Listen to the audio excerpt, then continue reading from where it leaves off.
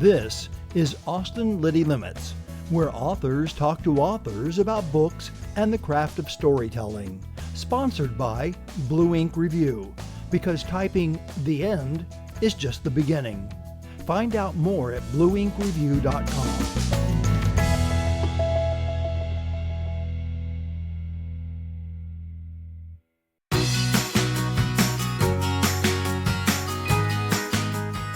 Quinn was born in Columbia, Missouri. After moving to California for several years with her family as a child, they returned to Springfield, and Erin later graduated from the University of Missouri with a degree in journalism.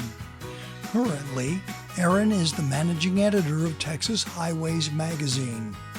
Her newly published book, Hate Follow, is her debut novel.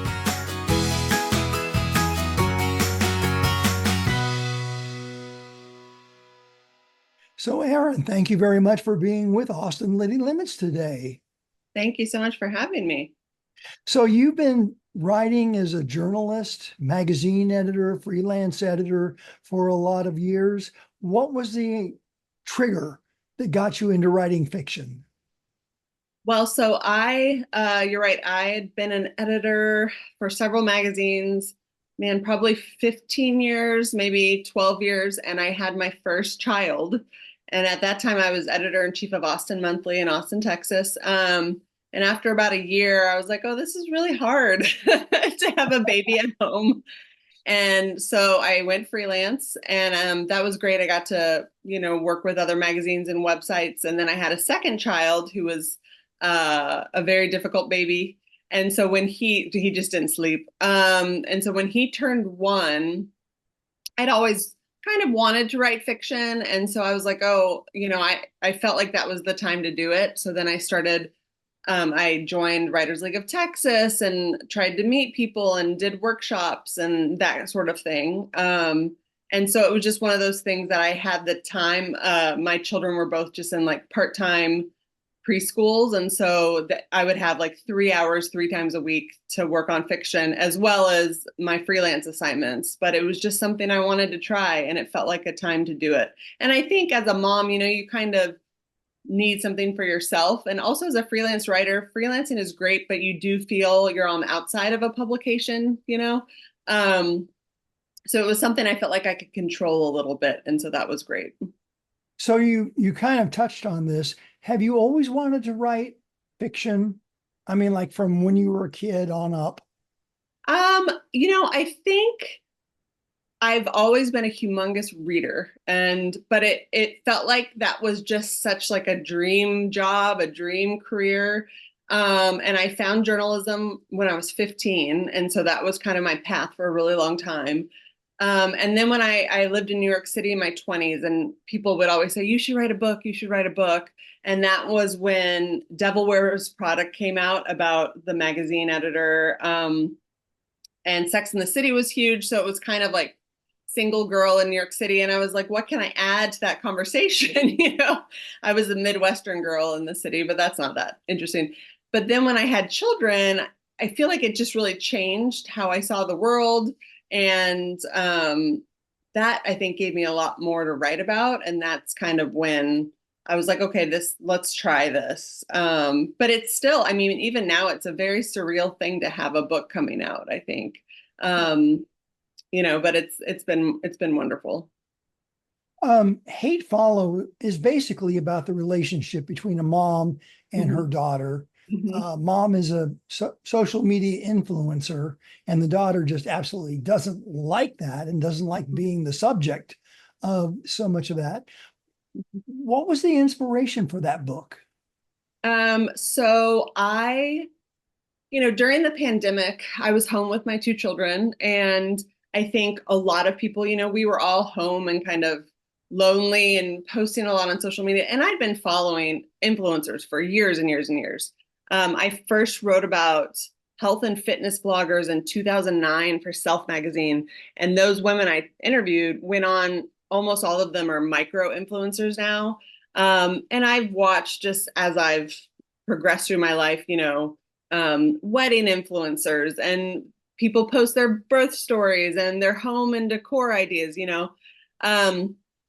And I think as a magazine editor, I kind of digest this stuff a little differently. And so as I was watching, I felt like around the pandemic, especially that first year, things got a little weird. And people were posting stuff that it was just like, oh, maybe you need to think before you do that. And so I had actually written a book in 2019. I started querying it in fall 2020 during the really scary time of the pandemic. And I figured out pretty quickly it didn't have quite the right hook, but then I thought of this idea and I was like, this hook, I would not be surprised if in the future an influencer kid sues their parents. I think that that is something that could happen. So I had this idea and I'd been following them, and I'd seen influencers lose their husbands and their followers skyrocket. I'd seen people post about their baby with cancer and just really revealing stuff. And it just got me thinking, these are people and other people are posting about them. And I think it's done, they mean well, but then it just is a bigger issue of whose story is this? And what will the child think later in life when they find this information about them online? And so that really just inspired the story of Mia and Whitney. It's the story of the mother and the daughter and the conflict. Whitney, the mom, being the social media influencer.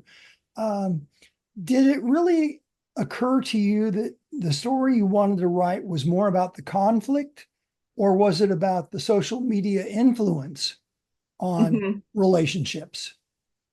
It's both.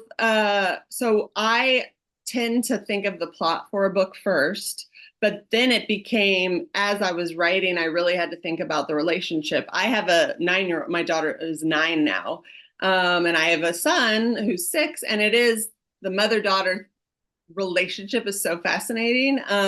And so there's layers, there's the social media part, that is, obviously this woman has 1 million followers and she's making a ton of money, and that's very different. But even for someone like me, is it okay for me to post about my kids on Facebook or Instagram when they don't know what that means? I think there's layers to the social media thing, but there's also the layers of the parenting.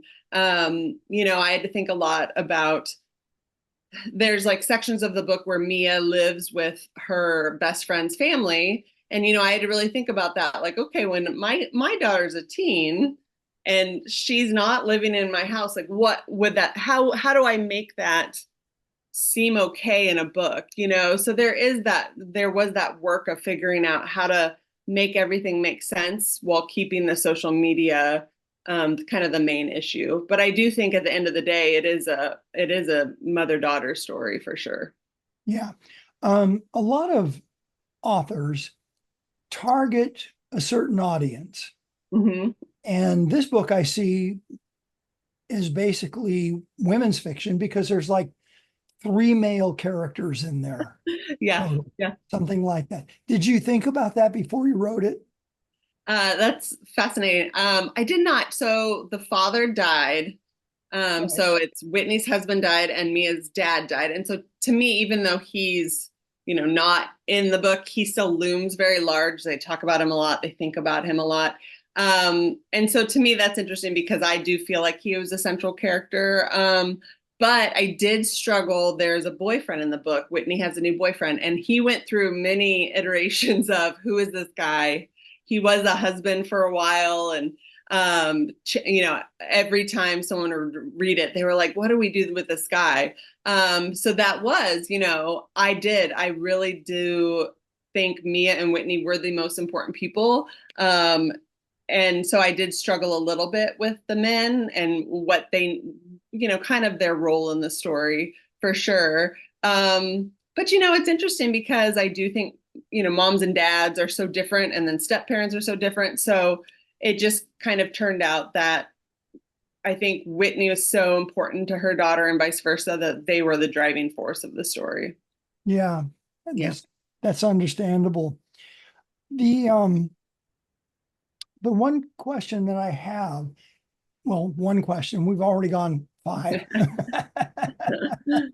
How do you balance the work life writing whole Yeah. thing? Yeah. Well, so I was a freelancer when I wrote this book, and then I went on sub actually the day that I interviewed for my job. I'm managing editor of Texas Highways now.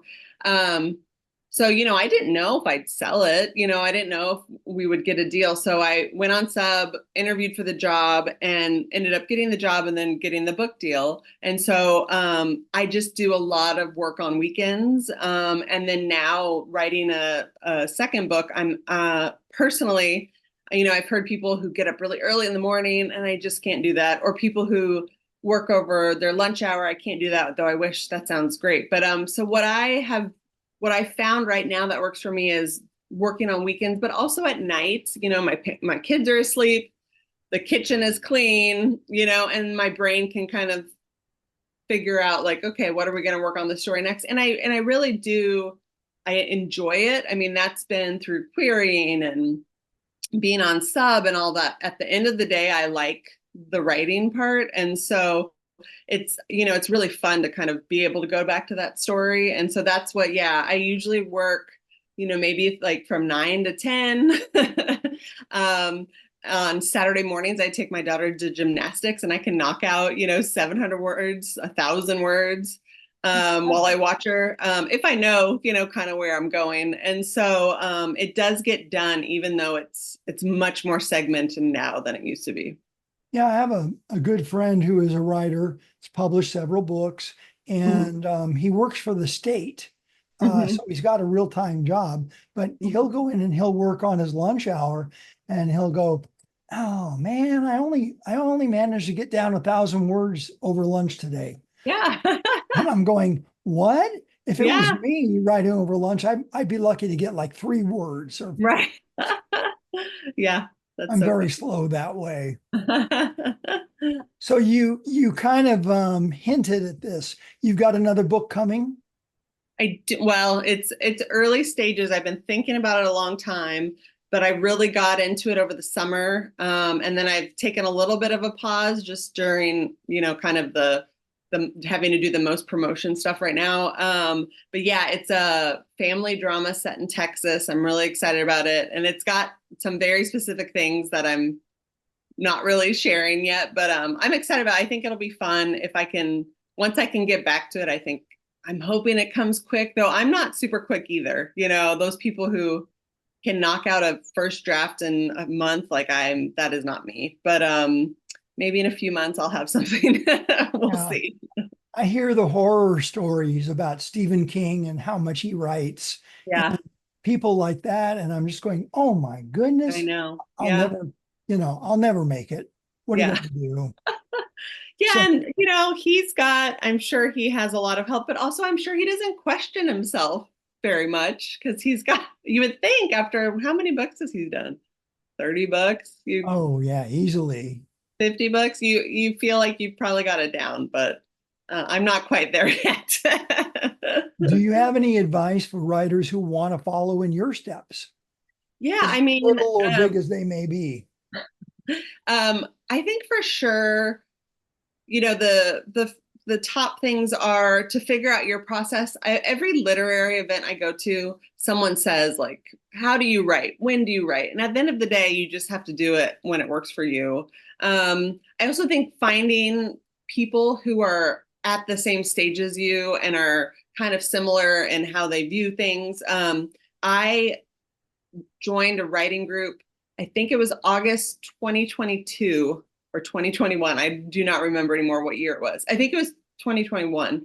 And none of us had agents or book deals. And now I'm the last one to debut. We've all gotten agents, we've all gotten book deals. And it felt like once we came together, that it was like everything just kind of ramped up. And just having people to share with and ask questions because everyone's journey is so different. um, it's been so helpful to just say, hey, I haven't heard about this from my publicist. Did you guys do this? And we all have different publishers, but it's been really fascinating. And they've just been so helpful. Even just little stuff like, oh, I want to order a book cake for my book launch party. How much did you spend? I found out book cookies in Austin are way more expensive than book cookies in Seattle, which is interesting.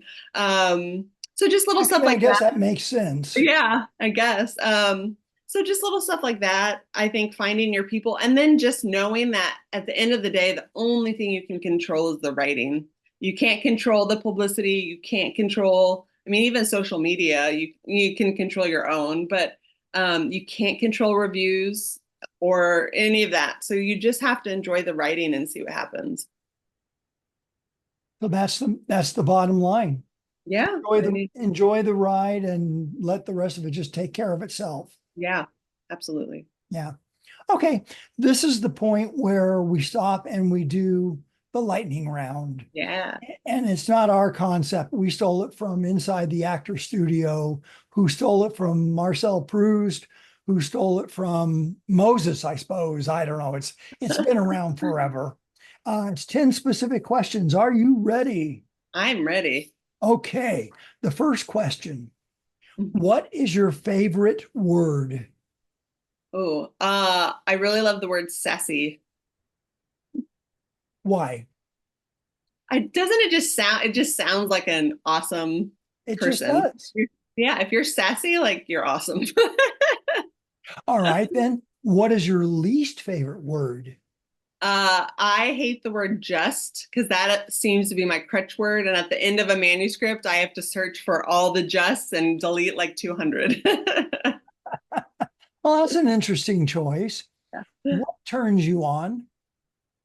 Oh, good conversation. Does this count? I guess, yes. No, I'm just like looking for pat on the back or something. Whenever I can get it. What what turns you off? Bad manners.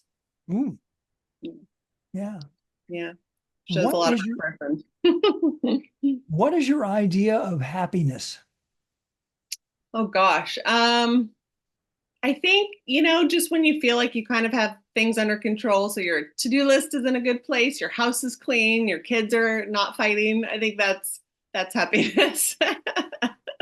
Shows a lot about where I am in my life right now. There you go. Well, with two kids, that's a handful, Right, right. a job, and writing Yeah, fiction. yes. Yeah, that's a lot.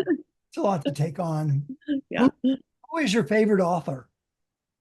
Oh, so I am one of those people, I get obsessed with different authors and I'll have kind of someone I'm just obsessed with at the moment. So right now it's Ruthie Thorpe, who wrote Margot's Got Money Problems. Mhm.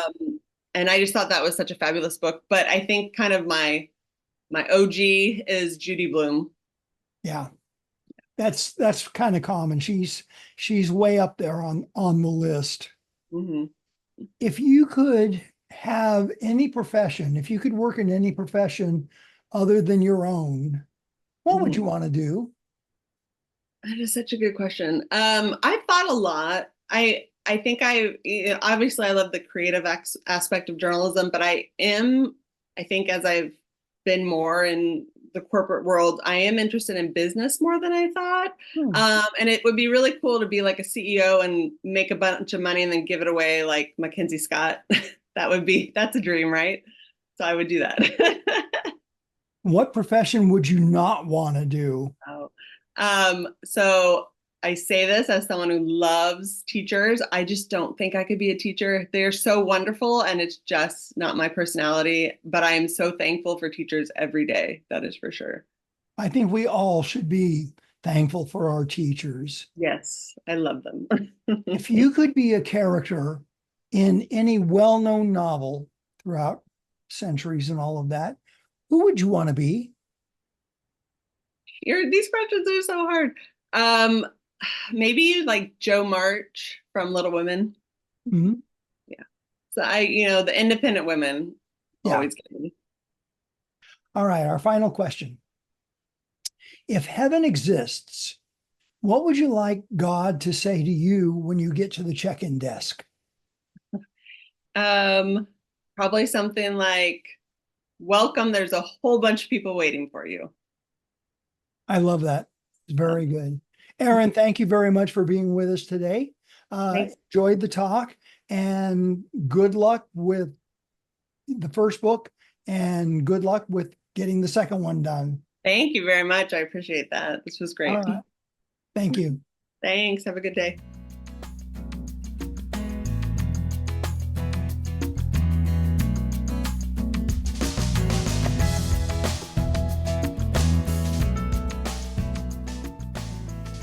This has been a presentation of Austin Liddy Limits, made possible with help from our good friends at Blue Ink Review, where typing "the end" is just the beginning.